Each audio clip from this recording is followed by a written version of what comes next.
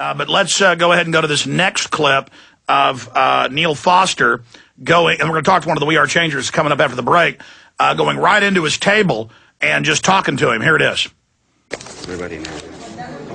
Let's do it. Mr. Rockefeller, you will never get your New World Order. We're not your slaves. We are not your slaves. I guess that was a shorter clip. There's actually a longer one online where it goes on and on. Wow, we'll try to pull it up. But let's go ahead and introduce one of these gentlemen right now. That's Alan Keenan of We Are Change Ireland, which are, again, not left, not right, freedom. Be the change you want to see in the world. Stand up against the New World Order. We're about to go to break, but he was able, at the conference, or the night before the conference, to talk to one of the Russian members of the Trilateral Commission. And tell us how you did this. Tell us how you got in, where you talked to him, and we'll come back and after the break and cover exactly what he said. Hi, Alex. Thanks for having me on. Thank you for your courage. You're an inspiration to us all. Tell us what he said. When we got to the hotel, we were outside, hanging around outside that for the whole day, waiting to see if we could get an interview with any of them when they were coming out. And we tried talking to a couple of them beforehand. They weren't really that interested in talking to us, so we just said we were students from down the college down the road, and we were just wondering what was happening in the hotel. And he said they were deciding the future of the world, and one of the things they were discussing on the agenda was the Greek financial crisis. So we asked him a couple of questions about that, and he was more than willing to give us information when he thought we were just students.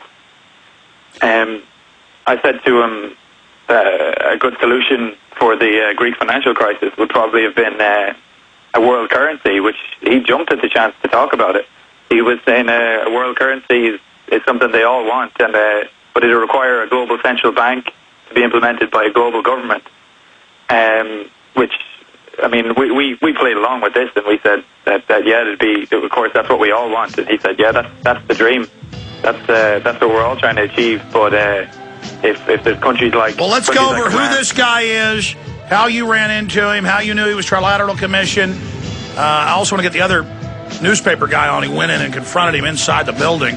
Just amazing information. Stay with us. Quick break, sir, and we'll come back with Alan Keenan on the other side of We Are Change Ireland. Stay with us. Trilateral Commission wants war with Iran. We'll get into exactly what this Trilateral Commission top globalists told them. Again, since we hit that break, start over, go through who he is, what he said to you, what he said about Iran. Go ahead. Hi, Alex. We went to the Trilateral Commission meeting. It was the very first day of the actual meeting. It was the Friday. There wasn't a lot of people there. And the place was locked down pretty tight with security, so we were only outside the grounds. They wouldn't let us anywhere near the hotel itself. And there was a couple of people that left. We couldn't really get talking to them. They weren't willing to listen to anything we had to say. But there was this one guy, we saw the Trilateral Commission badge. His name was Mikhail Slobodonsky, I think. He said he was a Russian advisor to former prime ministers, and that the Trilateral Commission were deciding the future of the world. He went on to say about when we mentioned a global currency as an idea, he said that, of course, that's what they were thinking about, but they'd need a global central bank to implement this, and a global government on top of that. But he said that it was a great idea, and it's what they all wanted, and it's what they were working for, but it's not possible yet, because countries like Iran and South Korea and these sort of countries, they'd never stand to have the same sort of government as America.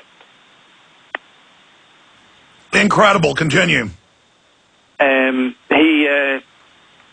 was more than willing to talk about it for a few minutes until he got pretty uncomfortable when we probed him with further questions, and he said that the Chatham House rules actually prevented him from talking to people, and he might get in trouble for having mentioned what he said to us, and he ran off. We tried to get a few more questions from him, but he wasn't willing to talk to us after that. But he'd given us some incredible information that we didn't think we'd actually get out of any of these guys. He seemed quite naive, that he was just willing to talk about it in the open. Like I think they think it's a good thing. Like these low-level guys think they're doing good for the world. Well, they also think we're all blind. They're so used to the public just blindly walking around drooling, only caring about football or celebrities. that when someone actually, I mean, I've had Rothkopf, the former head of the Kissinger Group, who wrote the book Superclass and Admits World Government, and he came right on and said world government's basically good and everything. And it turned out he thought I was Alex S. Jones of the New York Times, who has a radio show on. But we didn't tell him that. That's happened over and over again. That happened with, who was the McClatchy? Greg Gordon, the McClatchy newspaper guy, didn't figure it out till he heard my voice. I mean, we don't call him and tell him we're Alex S. Jones. We say Infowars.com. And, I mean, these guys are just so used to everybody. And Greg Gordon's a good guy. He said he'd come back on. He thought we were Alex S. Jones, too. So does the public. I get accused of being a New York Times writer who's 69 years old almost every day. And I get accused of running the Genesis porn website because I'm on Genesis Network. I mean, the public is, again, there's no connection, folks. I mean, the public just is so naive that I think the globalists just think they've got clean sailing. That's why what you and others are doing is really starting to shake them up, that more and more of us can see them. Yeah, absolutely. It seems that when they come over here, we ended up on the next day, the Saturday, getting a few more little snippets out of people, nothing remotely as big, but none of them seemed to expect it. Not even Rockefeller seemed like he was remotely, they didn't expect to see anyone like us over in Ireland. I don't think they realized that there's a revolution happening here, the same as there is everywhere else in the world, that people are waking up to what they're doing. They know exactly what they're trying to implement, and we're sick of it. They seem like they just never expect people to be here and never expect people to contradict what they want. You know what I like about the Irish in all the videos I've seen, and I also hear it from the British, and I've seen it from Americans as well, but every We Are Change video I've seen from Ireland is that it's got that same commanding strength as when I've confronted globalists. You know, you need to like almost psychically reach out and say, I am not your slave, and really let them know it.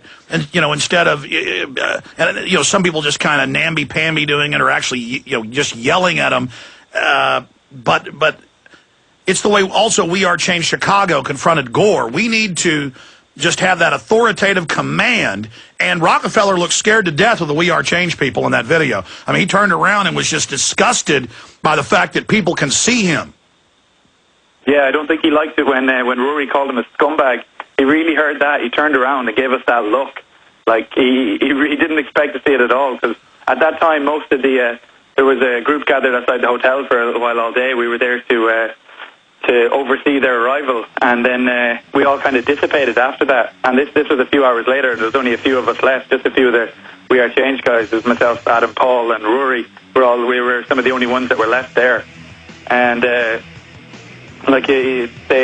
was literally 5 minutes before our president arrived with an army escort, and went into the same building, the same meeting room as we just caught David Rockefeller going into. Alan Keenan, stay there. We've got other folks from Ireland coming up with you.